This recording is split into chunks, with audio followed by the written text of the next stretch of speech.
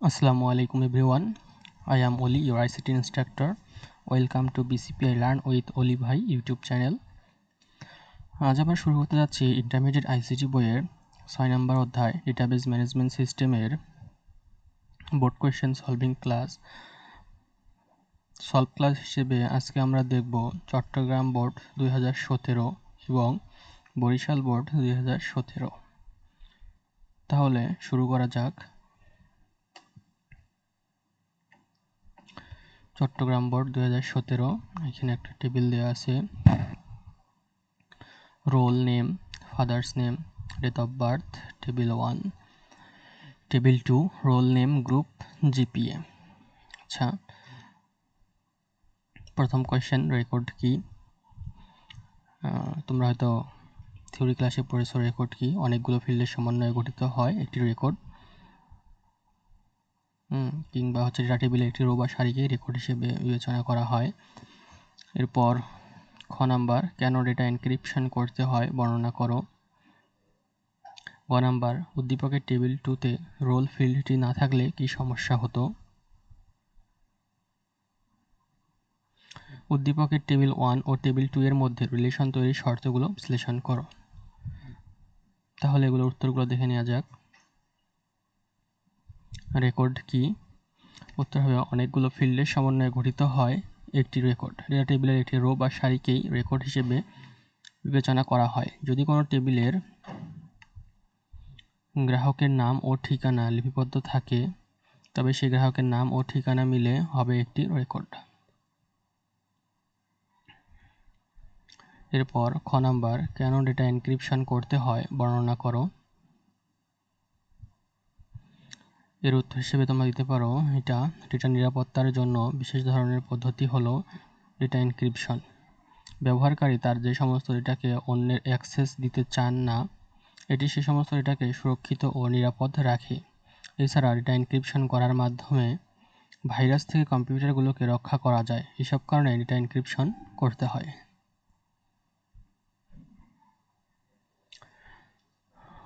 উদ্দীপকে table 2-তে role ফিল্ডটি না থাকলে কি সমস্যা হতো বিশ্লেষণ করো। দেখো, উদ্দীপকের টেবিল 2-এ রোল ফিল্ডটি না থাকলে দুটো টেবিলের মধ্যে কোনো কমন ফিল্ড থাকবে না। আমরা দুটো টেবিলের মধ্যেই রোল দেখেছি, ফলে টেবিল দ্বয়ের মধ্যে কোনো রিলেশন তৈরি করা সম্ভব হবে না। ফলে ডেটাবেস সিস্টেম থাকে না। দুটো আলাদা টেবিল তৈরি হয়ে ফাইল সিস্টেম তৈরি হবে। ফলে নিচের সমস্যাগুলো তৈরি হবে। 1. এখানে ফাইল সমূহ বিভিন্ন ফরম্যাটে থাকে। 2. এতে স্টোরেজ ডিভাইসে জায়গা বেশি লাগে। 3. এতে কেন্দ্রীয় নিয়ন্ত্রণ নেই। 4. এতে ডেটা নিরাপত্তা অনেক কম। 5. এই সিস্টেমে ডেটা শেয়ার করা যাবে না। 6. এই সিস্টেমে ডেটা ব্যাকআপ ও রিকভারির ব্যবস্থা নেই। 7. ফাইল প্রসেসিং সিস্টেমে ডেটা পরিবর্তন করা অনেক কঠিন। এটা গ নাম্বার হিসেবে দিতে পারো। এরপর ঘ নাম্বার, উদ্দীপকের টেবিল 1 ও টেবিল 2 এর মধ্যে রিলেশন তৈরির শর্তগুলো বিশ্লেষণ করো। উদ্দীপকের টেবিল 1 ও টেবিল 2 এর মধ্যে রিলেশন তৈরির শর্তগুলো নিচে বিশ্লেষণ করা হলো। টেবিল 2 এর মধ্যে কমপক্ষে একটি কমন ফিল্ড থাকতে হবে এবং কমন ফিল্ডের নাম, ডেটা টাইপ, ফিল্ড সাইজ ইত্যাদি একই হতে হবে। এই কমন ফিল্ডের ভিত্তিতেই টেবিল 1 ও টেবিল 2 এর মধ্যে রিলেশন তৈরি হবে। 2. একটি ফিল্ড প্রাইমারি কি ফিল্ড হিসেবে থাকতে হবে এবং ফিল্ডের তথ্য ইউনিক হতে হবে এবং একই ডেটা টাইপ হতে হবে। 3. টেবিল অথবা ফাইলগুলো একই সময়ে খোলা থাকতে হবে।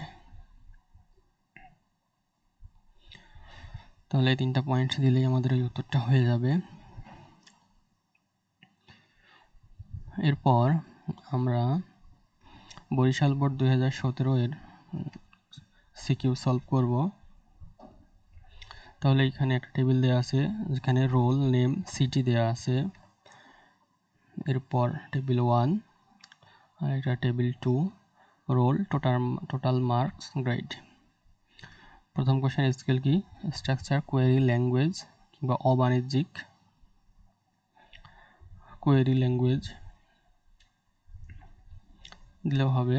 এরপরে হচ্ছে খ নাম্বার, ডেটাবেজ ইন্ডেক্স ফাইল স্বয়ংক্রিয়ভাবে আপডেট হয়, ব্যাখ্যা করো। গ নাম্বার, উদ্দীপকের আলোকে ডেটা টাইপ ব্যাখ্যা করো। ঘ নাম্বার হচ্ছে উদ্দীপকে উল্লেখিত টেবিল দুটির মধ্যে সম্পর্ক তৈরির সম্ভাব্যতা ও সুবিধা যাচাই করো। ক নাম্বার, এসকিউএল কি? এসকিউএল হচ্ছে সর্বাধিক ব্যবহৃত একটি অবাণিজ্যিক কোয়েরি ভাষা। তোমরা এখানে এসকিউএল এর পূর্ণরূপটাও দিবা যে structure query language. Database index file স্বয়ংক্রিয়ভাবে আপডেট হয় বুঝে লেখো। আর যদি স্ট্রাকচার কোয়েরি ল্যাঙ্গুয়েজ বানানের একটু কনফিউশন থাকে তাহলে এটাই দিতে পারো যে সর্বাধিক ব্যবহৃত একটি অবাণিজ্যিক কোয়েরি ভাষা। এরপরে দেখো, ডেটাবেজ ইন্ডেক্স ফাইল স্বয়ংক্রিয়ভাবে আপডেট হয় বুঝিয়ে লেখো।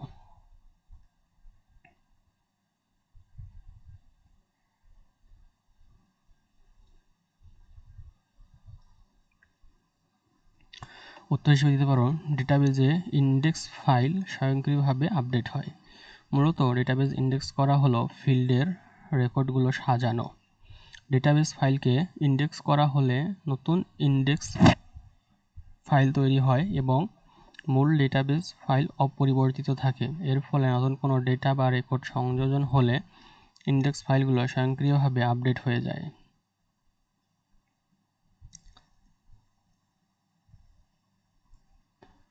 এরপরে গ নাম্বার, উদ্দীপকের আলোকে ডেটা টাইপ ব্যাখ্যা করো।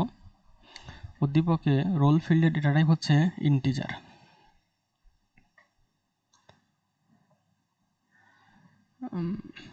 নেম, সিটি, গ্রেড ফিল্ডের ডেটা টাইপ হচ্ছে টেক্সট এবং টোটাল মার্কস ফিল্ডের ডেটা টাইপ হচ্ছে নিউমেরিক। নিচের ডেটা টাইপ সমূহ ব্যাখ্যা করা হলো।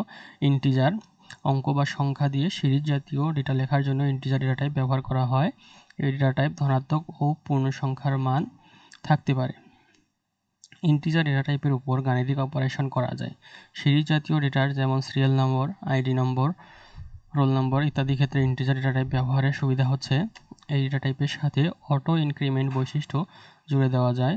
ফলে যে ফিল্ডে অটো ইনক্রিমেন্ট ব্যবহার করা হয় সেই ফিল্ড ডেটা এন্ট্রি করতে হয় না, স্বয়ংক্রিয়ভাবে ধারাবাহিকভাবে এন্ট্রি হতে থাকে। এরপরে দেখো টেক্সট, সাধারণত বর্ণভিত্তিক ডেটার ক্ষেত্রে এই ডেটা টাইপ ব্যবহার করা যায়। এই ফিল্ডে বর্ণের সাথে সাথে সংখ্যাও লেখা যায়, যেমন name, father's name, designation, address ইত্যাদি। নিউমেরিক, সংখ্যাভিত্তিক ডেটার ক্ষেত্রে এই ডেটা টাইপ ব্যবহার করা হয়।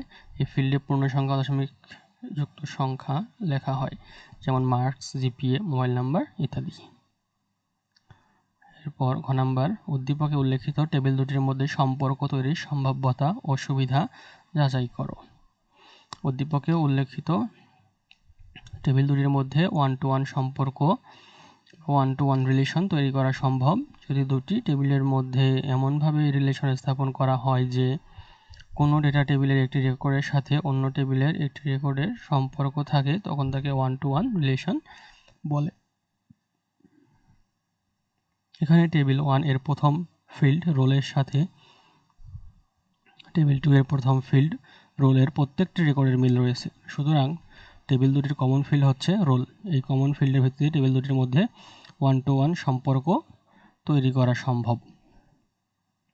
টেবিল দুটির মধ্যে সম্পর্ক তৈরির সুবিধা, সম্পর্ক বা রিলেশন করা ডেটা টেবিলের মাধ্যমে গঠিত ডেটাবেজকে রিলেশনাল ডেটাবেজ বলে।